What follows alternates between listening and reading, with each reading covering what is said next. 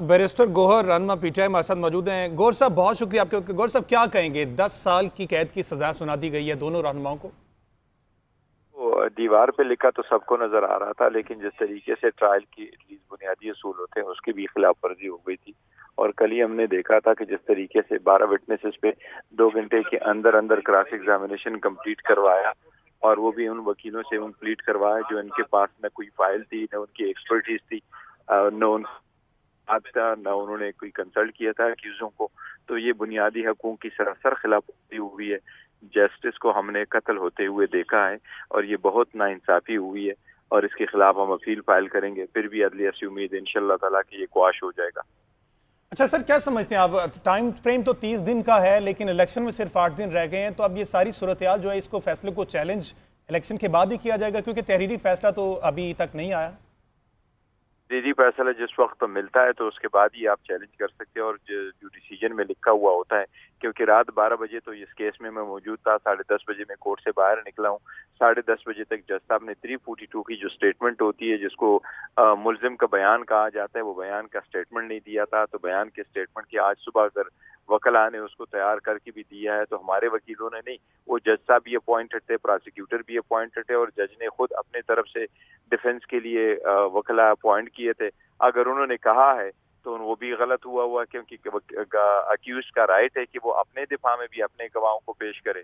तो वो भी वकीलों ने लिखा होगा कि हम गवाह नहीं। साथ ही साथ ऐसी फौरन इतने बड़े केस में आर्गूमेंट्स भी हुए, और जज साहब ने जजमेंट तैयार भी कर ली और अनाउंस भी किया। तो ये तो एक नया वर्जन है तोशाखाना का।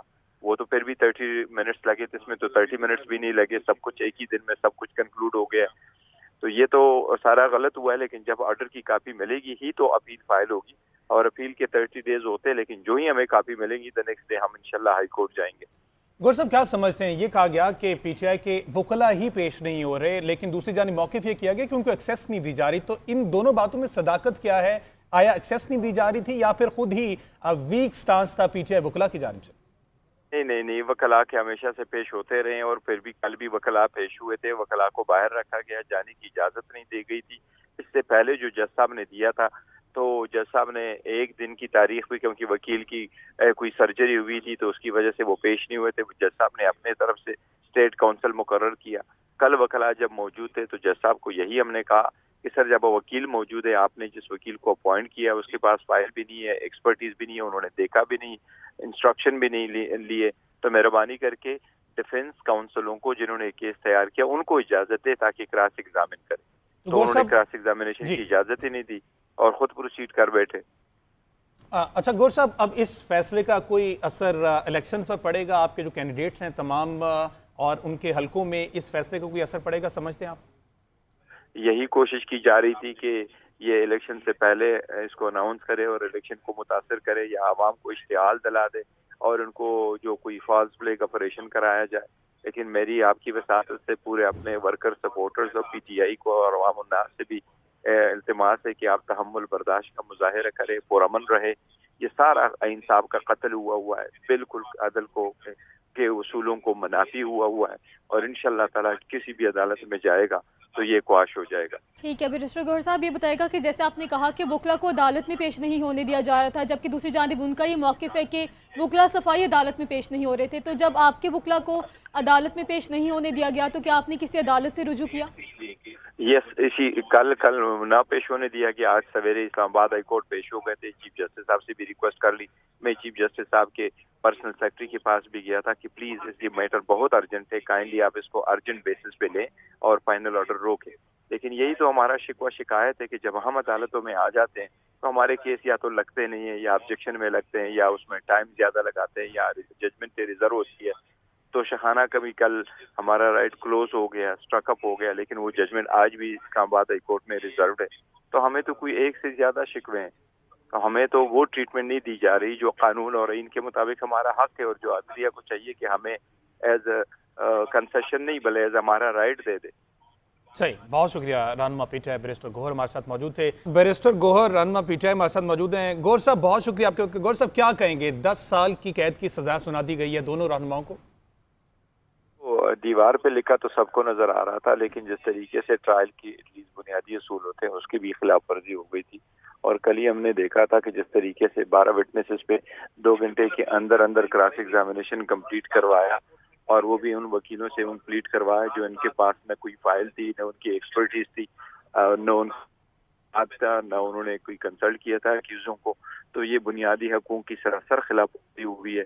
जस्टिस को हमने कत्ल होते हुए देखा है और ये बहुत नाइंसाफी हुई है, और इसके खिलाफ हम अपील फाइल करेंगे। फिर भी अदलिया से उम्मीद है इंशाअल्लाह ताला कि ये क्वाश हो जाएगा।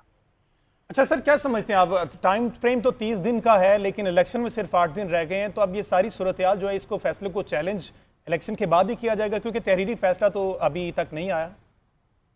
तहरीरी फैसला जिस वक्त मिलता है तो उसके बाद ही आप चैलेंज कर सकते हैं, और जो डिसीजन में लिखा हुआ होता है, क्योंकि रात 12 बजे तो इस केस में मैं मौजूद था, 10:30 बजे मैं कोर्ट से बाहर निकला हूँ। 10:30 बजे तक जज साहब ने 342 की जो स्टेटमेंट होती है, जिसको मुल्जिम का बयान कहा जाता है, वो बयान का स्टेटमेंट नहीं दिया था। तो बयान के स्टेटमेंट की आज सुबह अगर वकला ने उसको तैयार करके भी दिया है, तो हमारे वकीलों ने नहीं, वो जज साहब भी अपॉइंटेड थे, प्रोसिक्यूटर भी अपॉइंटेड थे, और जज ने खुद अपने तरफ से डिफेंस के लिए वकला अपॉइंट किए थे। अगर उन्होंने कहा है तो वो भी गलत हुआ, क्योंकि अक्यूज का राइट है कि वो अपने दिफा में भी अपने गवाहों को पेश करे। तो वो भी वकीलों ने लिखा होगा कि हम गवाह नहीं। साथ ही साथ ऐसी फौरन इतने बड़े केस में आर्गूमेंट्स भी हुए, और जज साहब ने जजमेंट तैयार भी कर ली और अनाउंस भी किया। तो ये तो एक नया वर्जन है तोशाखाना का। वो तो फिर भी 30 मिनट्स लगे थे, इसमें तो 30 मिनट्स भी नहीं लगे, सब कुछ एक ही दिन में सब कुछ कंक्लूड हो गया। तो ये तो सारा गलत हुआ है, लेकिन जब ऑर्डर की कापी मिलेगी ही तो अपील फाइल होगी, और अपील के 30 डेज होते हैं, लेकिन जो ही हमें कापी मिलेगी द नेक्स्ट डे हम इंशाल्लाह हाई कोर्ट जाएंगे। गौर साहब, क्या समझते हैं? ये कहा गया कि पीटीआई के वकला ही पेश नहीं हो रहे, लेकिन दूसरी जानिब मौक़िफ़ ये किया गया कि उनको एक्सेस नहीं दी जा रही। तो इन दोनों बातों में सदाकत क्या है? आया एक्सेस नहीं दी जा रही थी, या फिर खुद ही वीक स्टांस था पीटीआई वकला की जानिब से? नहीं, वकला के हमेशा से पेश होते रहे, और फिर भी कल भी वकला पेश हुए थे। वकला को बाहर रखा गया, जाने की इजाजत नहीं दी गई थी। इससे पहले जो जज साहब ने दिया था, तो जज साहब ने एक दिन की तारीख हुई, क्योंकि वकील की कोई सर्जरी हुई थी, तो उसकी वजह से वो पेश नहीं हुए थे। जज साहब ने अपने तरफ से स्टेट काउंसिल मुकर्रर किया। कल वकला जब मौजूद थे तो जज साहब को यही हमने कहा कि सर, जब वकील मौजूद है, आपने जिस वकील को अपॉइंट किया उसके पास फाइल भी नहीं है, एक्सपर्टीज भी नहीं है, उन्होंने देखा भी नहीं, इंस्ट्रक्शन भी नहीं लिए, तो मेहरबानी करके डिफेंस काउंसिलों को जिन्होंने केस तैयार किया उनको इजाजत दे ताकि क्रॉस एग्जामिन करें। तो उन्होंने क्रॉस एग्जामिनेशन की इजाजत ही नहीं दी और खुद प्रोसीड कर बैठे। अच्छा गौर साहब, अब इस फैसले का कोई असर इलेक्शन पर पड़ेगा? आपके जो कैंडिडेट्स हैं तमाम और उनके हलकों में इस फैसले का कोई असर पड़ेगा, समझते हैं आप? यही कोशिश की जा रही थी कि ये इलेक्शन से पहले इसको अनाउंस करे और इलेक्शन को मुतासर करे, या आवाम को इश्तिहाल दिला दे और उनको जो कोई फॉल्स फ्लैग ऑपरेशन कराया जाए। लेकिन मेरी आपकी वसात से पूरे अपने वर्कर सपोर्टर्स और पीटीआई को और अवाम उन्नास से भी